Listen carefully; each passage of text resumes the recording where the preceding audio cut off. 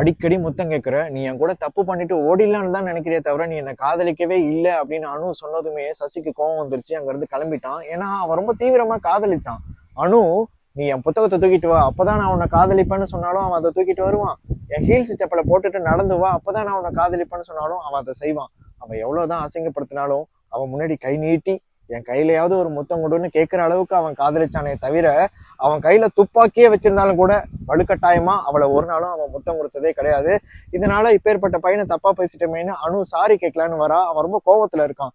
ஆனாலும் கோவத்துல ஏதாவது வார்த்தையை விட்டுட்டா அவன் மனசு உடஞ்சு போயிடுமேங்கிறதுக்காக அவன் முன்னாடி இருந்த கண்ணாடி முன்னாடி அவன் கோவப்படுறான். கண்ணாடி உடஞ்சு விழுது. அதுல இருந்து ஒரு பீஸ் எடுத்து அவன் பேரை இவ தன்னோட நெஞ்சில எழுதிக்கிறா, சசின்னு. ரத்தம் வடியுது.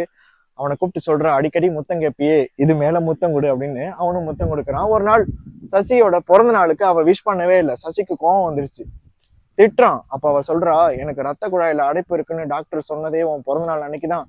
நான் கொஞ்ச நாள்ல இறந்துருவேன்னு சொல்லிட்டாங்க. ஆனாலும் உன் பிறந்த நாளுக்கு நான் கிஃப்ட் வாங்கியிருக்கேன்னு சொல்லிட்டு அந்த கிஃப்டை காட்டுறா. அவனுக்கு கண்ணெல்லாம் கலங்குது. ஒரு காதலனுக்கே கண்ணு கலங்குதுன்னா இந்த பொண்ணை பெத்த அப்பாவுக்கு எவ்வளவு கண்ணு கலங்கும். அதனால இந்த அனு டாக்டர்கிட்ட சொல்லிடுறா, எங்க அப்பா கிட்ட மட்டும் நான் செத்துருவாங்கிற விஷயத்த சொல்லிடாதீங்கன்னு. ஆனா அந்த டாக்டர் அந்த அப்பா கிட்ட விஷயத்த சொல்லிட்டு உங்க பொண்ணுக்கு நான் சொல்லிட்டேங்கிறத தெரியாம பாத்துக்கோங்கன்னு சொல்லிடுறா. அந்த அப்பா வீட்டுக்கு வராரு. இந்த பொண்ணு தான் சின்ன வயசுல அப்பாவை வரைஞ்சி வச்சிருப்பாள்ல, அதை எடுத்து பாத்துக்கிட்டு இருக்கா. அப்பா வந்ததும் அதை எடுத்து ஒளிச்சு வைக்கிறா. திங்ஸ் எல்லாம் இப்படி க்ளோஸ் பண்ணி இருக்கிறத பார்த்துட்டு அந்த அப்பா கேட்கிறாரு, ஏன் இதெல்லாம் இப்படி பண்ணி வச்சிருக்க அப்படின்னு. இல்லப்பா, நான் உன்னை விட்டுட்டு போயிட்டேன்னா என் நினைப்பு உனக்கு வந்துடக்கூடாதுன்றதுக்காக என் திங்ஸ் எல்லாம் நான் எடுத்து வச்சிருக்கேன் அப்படின்னு அவ சொல்றா. அதாவது கல்யாணம் பண்ணிட்டு போயிட்டேன்னாப்பா அப்படின்னு அப்படி சமாளிக்கிறா. இதை கேட்டதும் அந்த அப்பாவுக்கு அங்கேயே விழுந்து அழுகணும் போல இருக்கு. ஆனா விழுந்தாலோ அழுதாலோ தான் இந்த விஷயத்தெல்லாம் தெரிஞ்சுக்கிட்டோங்கிறது பொண்ணுக்கு தெரிஞ்சிடுங்கிறதுக்காக விழக்கூடாதுன்னு அங்க இருந்து போய் ஒரு ஜன்னல் கம்பியை பிடிச்சிக்கிறாரு. அவன் முன்னாடி அழக்கூடாதுங்கிறதுக்காக அந்த ஜன்னலை பார்த்துக்கிட்டே அவர் அழுகுறாரு. ஒரு நாள் வலி ரொம்ப தீவிரம் ஆயிடுச்சு இவளுக்கு. சின்ன வயசுல இவளுக்கு ஏதாவது கஷ்டம்னா அந்த அப்பா சொல்லுவாரு, போய் அம்மா போட்டோ கிட்ட நில்லு, அம்மா பாடின பாட்டை நான் பிளே பண்றேன், அதை கேளு, சரியாயிடும்னு. இப்ப இவ ஹாஸ்பிட்டல்ல அப்பா கிட்ட சிரிச்சுக்கிட்டே சொல்றா, அப்பா எனக்காக அந்த பாட்டை பாடுங்கப்பான்னு. அவர் மூச்சு விடாம பாடக்கூடியவர் தான். ஆனாலும் பாடும்போது கொஞ்சம் தடுமாறுறாரு. டாக்டர் கிட்ட கேட்டிருப்பாரு, என் பொண்ணு ஆப்ரேஷன் பண்ணி எப்படியாவது காப்பாத்திருங்கன்னு. ஆனா டாக்டர் சொல்லியிருப்பாங்க, ஆப்ரேஷன் பண்ணாலே அவ செத்துருவா, எப்படியும் அப்படிதான் ஆகும், இருந்தாலும் ரொம்ப வலி எடுக்கும் போது நாங்க வேணா ஆப்ரேஷன் பண்ண ட்ரை பண்றோம்னு. இப்போ இந்த அப்பா நினைச்சிருப்பாரோ என்னமோ தெரியல, இவ்வளோ வழியிலையும் தான் கஷ்டப்பட்டுற கூடாதுன்றதுக்காக சிரிச்சுக்கிட்டே அப்பா பாடுன்னு கேட்டாள்னா அவன் மனசு எப்பேற்பட்ட மனசுன்னு அவர் நினைச்சாரோ என்னமோ தெரியல. அவருக்கு அந்த குரல்ல ஒரு தடுமாற்றம். தான் சாகிறதுக்கு முன்னாடி தான் அப்பாவுக்கு ஏதாவது ஒரு நல்லது செஞ்சிடணும்னு அனு நினைக்கிறா. அப்பாவோட தியாகத்துக்கு பக்கத்துல ஒரு ஆள் நிக்கணும்னா அது அம்மாவால தான் முடியும். ஆனா அனுவோட அம்மா அவ 10 வயசுல இருக்கும் போதே இறந்துட்டதுனால இப்ப முழுக்க முழுக்க அணுவை வளர்த்தது அப்பா மட்டும்தான். இப்போ அப்பாவோட தியாகத்துக்கு பக்கத்துல நிக்கிறதுக்கு யாருமே இல்லை. அதனால இப்பேற்பட்ட இந்த அப்பாவுக்கு இவ என்ன செஞ்சிட போறான்னு பார்த்தா, இந்த அணு 10 வயசுல இருக்கும்போது இவளுக்கு கணக்கு பாடம் சரியா வராது. அதனால இவளுக்கு கணக்கு சொல்லி தர்றதுக்காக வீட்டுக்கு ஒரு டீச்சர் வருவாங்க, சாரதா டீச்சர். இவங்க ஒரு பெண்மையின் அடையாளம். தன்னோட அப்பாவுக்கும் அம்மாவுக்கும் காதும் கேட்காது, வாயும் பேச முடியாதுங்கிறதுனால இந்த அப்பா அம்மாவை கடைசி வரைக்கும் பார்த்துக்கணுங்கிறதுக்காக கல்யாணமே பண்ணக்கூடாதுன்னு முடிவெடுத்தவங்க. தன்னோட வாழ்நாள் ஆசையை எல்லாத்தையும் ஒரு பெரிய பூட்டு போட்டு பூட்டுனவங்க இந்த சாரதா. இந்த சாரதா ரங்கராஜ் வீட்டுக்கு வரும்போது அணுவை பார்க்கும் போதெல்லாம் மனைவியே இல்லாம ரங்கராஜ் இப்படி அணுவை எவ்வளவு நல்லா பாத்துக்கிறாரு. ஒரு நல்ல ஆண்மகனை பார்க்கும்போது ஒரு பொண்ணு மனசை எப்படிதான் பூட்டி வச்சிருந்தாலும் அது தூள் தூளா உடஞ்சு போயிடும்.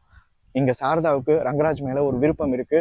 ரங்கராஜை விட அதிகமா அணு மேலையும் விருப்பம் இருக்கு. அணு ஒரு கோலம் போட்டா கூட அந்த கோலம் மழையில நனைஞ்சிடக்கூடாதுன்னு அந்த கோலத்துக்கு கொடை பிடிச்சிட்டு இவன் நனைஞ்சுக்கிட்டு இருப்பா. ஒரு நாள் சாரதா டீச்சர் புடவையில எல்லாம் சேரு சகதியுமா வந்து ரங்கராஜ் வீட்டுக்கு வரும்போது ரங்கராஜ் தன்னோட மனைவியோட புடவை எடுத்துட்டு வந்து கொடுப்பாரு. அணுவுக்கு அது பிடிக்காது. ஏன் அம்மா புடவை ஏன் கட்டுறன்னு அதை புடுங்கிடுவா. மறுபடியும் பழைய புடவைய சாரதா கட்டிக்கிட்டு வருவா.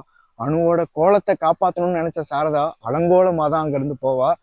அணுவுக்கு சாரதாவை பிடிக்கவே கிடையாது. ஒரு நாள் ரங்கராஜுக்கு மூச்சு திணறல் ரொம்ப ஹெவி ஆயிடுச்சு. ஐயோ நம்ம செத்து போயிட்டா நம்ம குழந்தைய யாரு பார்த்துப்பான்னு அவர் பயந்ததுனாலே என்னமோ சாரதா மேல அவருக்கும் ஒரு விருப்பம் வந்துச்சு. சாரதா சொல்றா, நம்ம கல்யாணம் பண்ணிக்கலாம், அணு கிட்ட பர்மிஷன் கேளுங்க அப்படின்னு சொல்லிட்டு அணு கிட்ட போய் கேட்கும்போது அணுவுக்கு அம்மா இடத்துல யாரையும் வச்சு பார்க்க விருப்பம் இல்லையோ என்னமோ தெரியல. அவ நேரா அனாத ஆசிரமத்துக்கு போய் எனக்கு அப்பாவும் இல்லை அம்மாவும் இல்லை, நான் அங்கேயே இருந்துக்கிறேன் அப்படின்னு சொல்லிட்டா. ஊரெல்லாம் ரங்கராஜும் சாரதாவும் அவளை தேடுறாங்க. கடைசியில அனாத ஆசிரமத்துல இருக்கிறது தெரிஞ்சிருச்சு. அணு கிடைச்சிட்டாங்கிறதும் ரங்கராஜை விட சந்தோஷம் சாரதாவுக்கு தான். சாரதா இப்ப ரங்கராஜிட்ட சொல்றா, நம்ம சேர்ந்து இருக்கிறது அணுவுக்கு பிடிக்கல, இனி நம்ம பார்க்கவே வேணாம், நான் எங்கேயாவது போறேன்னு சொல்லிட்டு அவ அங்கிருந்து கிளம்பிடுறா. ரங்கராஜ் அணு வந்ததும் அணுவோட நெத்தியில முத்தம் கொடுத்து நெஞ்சோர கட்டி பிடிச்சி அங்கிருந்து ரெண்டு பேரும் கிளம்புறாங்க. தூரத்துல இருந்து சாரதா பாக்குறா. தான் வாழ்க்கையில வேணும்னு நினைச்ச ஒரே ஒரு ஆசை அந்த ரங்கராஜ். அந்த ஆசையா ஒரு குழந்தை கை பிடிச்சி கூட்டிட்டு போறத சாரதா அங்கேயே நின்று பார்த்துட்டு இருக்கா. பாசம் தான் வேணும்னு எதிர்பார்க்கிற பொண்ணுங்க கஷ்டப்படுறதுக்கும் தயாரா இருக்கணும்ல. தான் ஆசைப்பட்ட ரங்கராஜ் இனிமே நம்ம வாழ்க்கையில கிடையாது, அவரை இனி நம்ம பார்க்கவே போறது இல்லைன்னு முடிவு பண்ண சாரதா கடைசியா அந்த ரங்கராஜ் நடந்து போறதை பார்த்துட்டு அப்படியே நிக்கிறா. அவளுக்கு கண்ணெல்லாம் கலங்குது, கத்தி அழணும் போல இருக்கு. ஆனா அவ எதுவுமே பண்ணிக்க விரும்பல. தான் அப்பா அம்மா வீட்டுல காத்திருப்பாங்களேன்னு மனசை தேத்திட்டு அவ போறா. ஆனா அங்க அவங்க அப்பா அம்மா ரெண்டு பேரும் சூசைட் பண்ணி செத்து போயிருக்காங்க.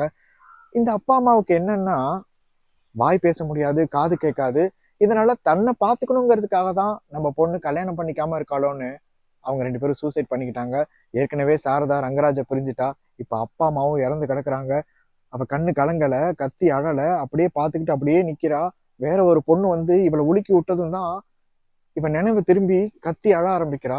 இந்த ரொம்ப நேரம் கழிச்சு வர்ற அழுகைக்கு வலிகள் அதிகம், அடர்த்தி அதிகம். அப்ப கத்தி அழுகுறா. இந்த கதை எல்லாத்தையும் அணு சசி கிட்ட சொல்லி முடிக்கிறா.